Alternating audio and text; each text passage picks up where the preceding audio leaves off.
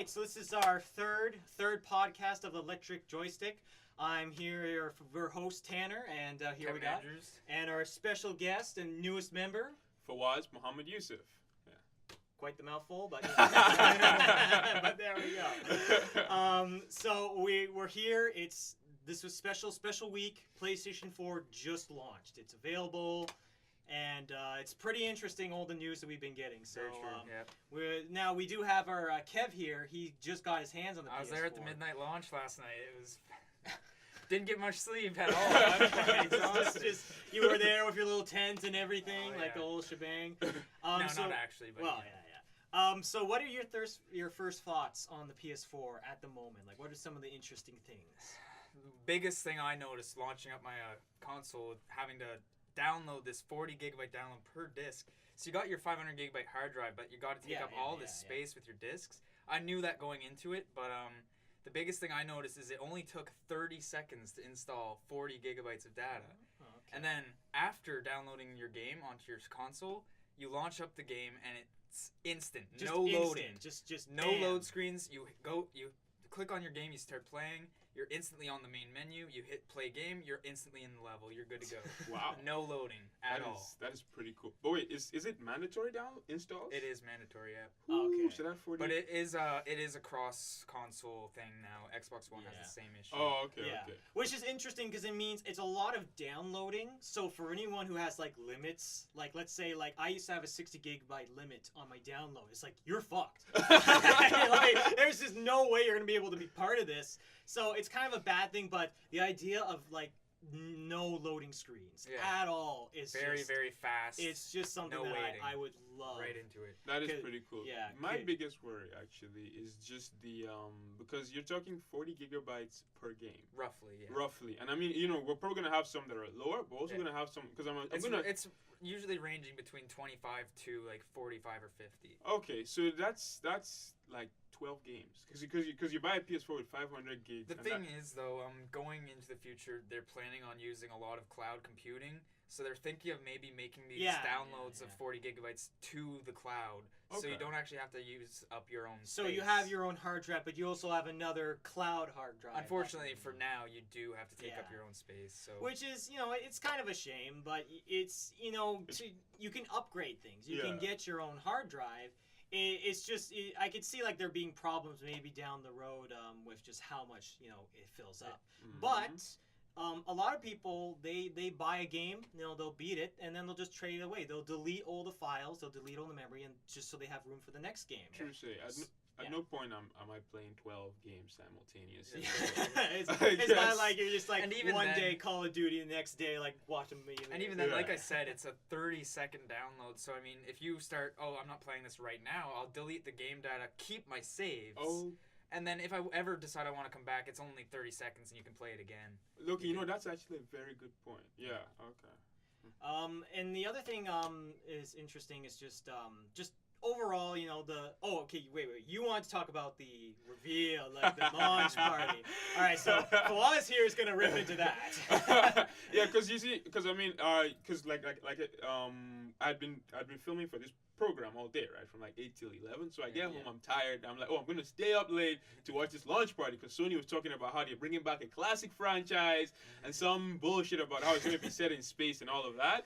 And then I watched the reveal, and the only new game that got announced was Uncharted, which, I mean, as we've been saying all day, is not a classic Sony franchise. Anything that was first announced for PlayStation 3 is not classic. Yeah. That's pretty recent. I wouldn't consider it a classic. I was kind of like, well, that's interesting. Maybe it's not like, it was interesting, but it was expected. Yeah. And then don't even get me started on Kojima's announcement. He's going on for weeks about how there's gonna be this shocking PlayStation, and then it's exclusive DLC where you play as like a 32-bit Snake.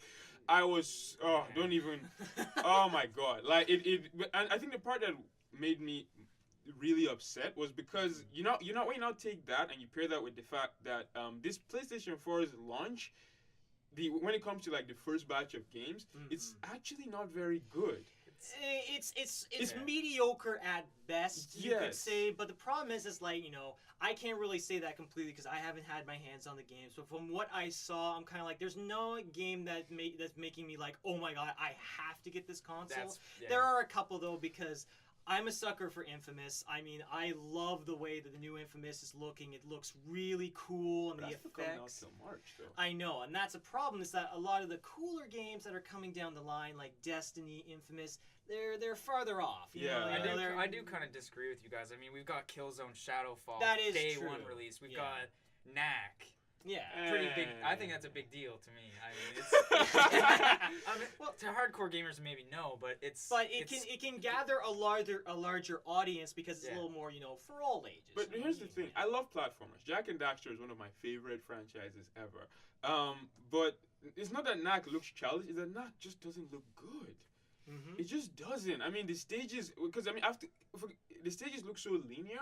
Considering this is 2013, right? The stages look more linear than Mario 64. Now, this is getting into the argument of whether it should be an open world or a linear game. Okay. Every game should be Fallout. True say. No. True say. I guess just overall the game just didn't look very good. But you know what? I haven't played it yet, so I can't really say much. I got a little bit of experience with it last night, but I haven't got.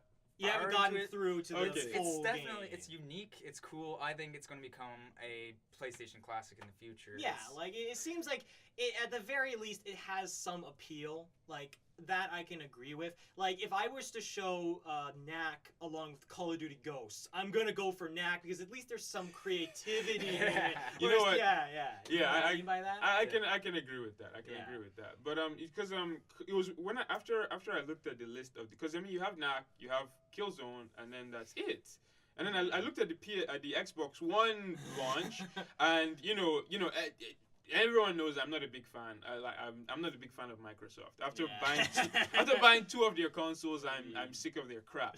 But like, I looked at their launch, and they have Killer Instinct. They have Forza 5 or 6. What number of Forza are we on? That's the problem. Is like, right at the moment for me especially, it's like, okay, car games.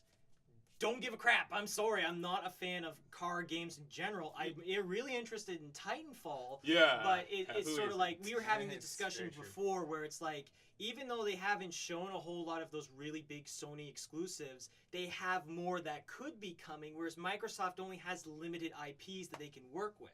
Right? And I find that's limiting them. They need to branch out a little bit. In the long run, it'll probably work better for Sony because Sony have so many more studios and so many more IPs. But at the moment, other than the $100 price difference, I think, in my opinion at least, at the moment at launch, the Xbox One looks like the better deal if you're looking at just exclusives, because you have Rise, and while I don't like that game, I don't like it. It's like a quick time. It's like it's like Heavy Rain, pretty much. Romance with quick times. That's what I got from it when I saw. Yeah, then you have Dead Rising. Guys, the visuals. The visuals.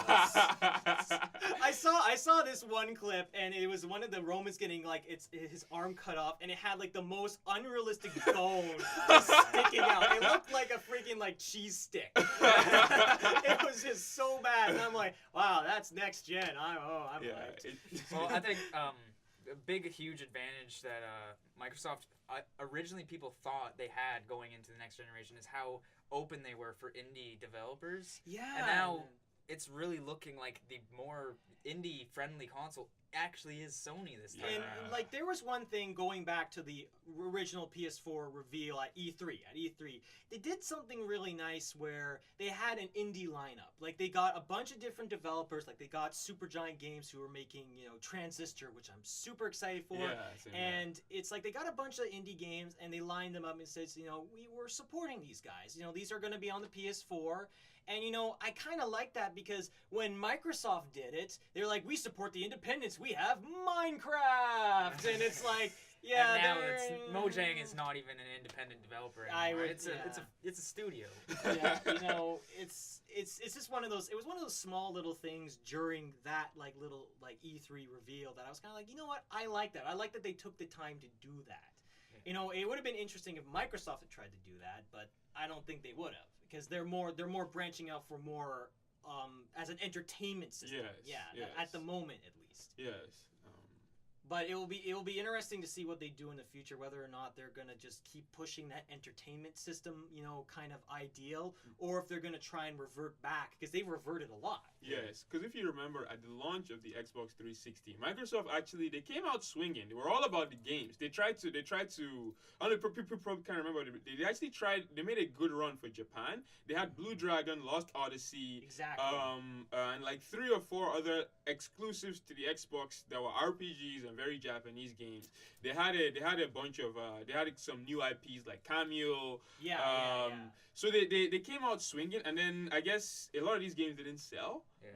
So towards like 2008, 2009 was when they started reverting to this Microsoft that we have now that I really don't like.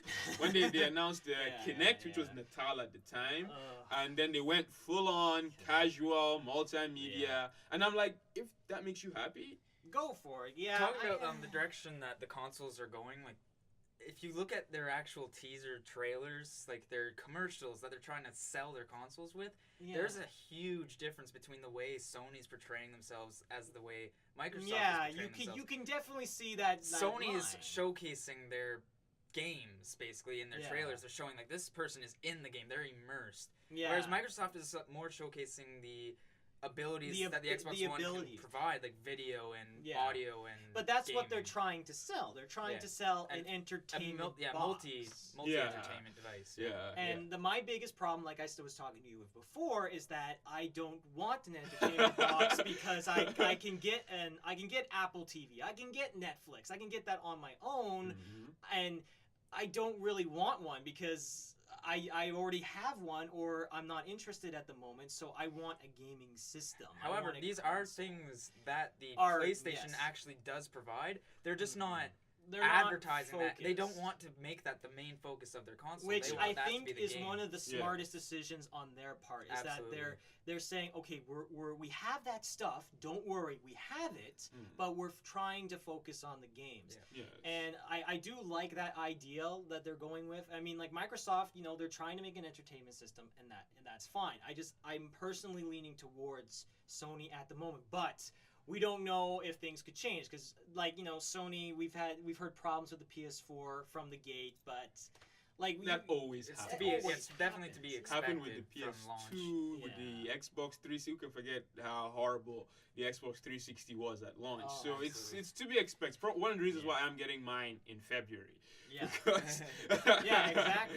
It's weird because it's like when I'm talking to people about, okay, so you're excited for the PS4? Yeah. When are you gonna get it? Probably like 3 months from now. It's weird because they know. They just know how rough these launch periods are for these kind of consoles. Yes. And it's just all the problems that are gonna slowly and it's definitely be fixed, you don't know how bad a launch really is until it's 2-3 weeks after the fact. Exactly. Until you actually see flaws start arising from the actual hardware. You said that there was a resolution or like there was a weird thing. The console for the PlayStation 4 had to have a day one patch that you had to install, and it didn't actually take effect until after you've rebooted the console 2, maybe 3 times. Okay. So at first I install this patch. The resolution is still identical. I mean, the text is pixelated, whatever. Yeah. Games still look great. Yeah. But after I rebooted the console 2 or 3 times, it finally fixed itself and was 1080p. Yeah. And which we were talking about you as how like the difference between Sony's 1080p and Microsoft is 720. I really don't. You don't notice the difference in the games that much. I mean, it's not going to affect how you portray the game at all. I mean, it's like a slight color change, whatever. But the point that you actually start to notice is in menus and on text, but even then, who cares? I honestly do not care. Like, that is not the reason why I won't be picking up an Xbox. No, definitely not. not. Yes, it's not for. It's not for the 720. I don't like, honestly, and this is funny coming from someone who is in the multimedia, but like I don't even know the difference between 1080p and 720p. It's just one of those things where it's like. Most people who are going to know the difference are looking for the difference. They are specifically looking for that. Whereas you give this to Joe Schmo, they're not gonna be like, it looks the same to me. It's not. And to be fair, it's about the games. And the majority of the gamers that are buying these consoles are Joe Schmo. They don't care. They don't know. And you can even see that where like nowadays we're getting a lot of indie like resurgence as far as going back to the old 8-bit style of games like Hotline Miami for example. It's like Minecraft. It's like all these games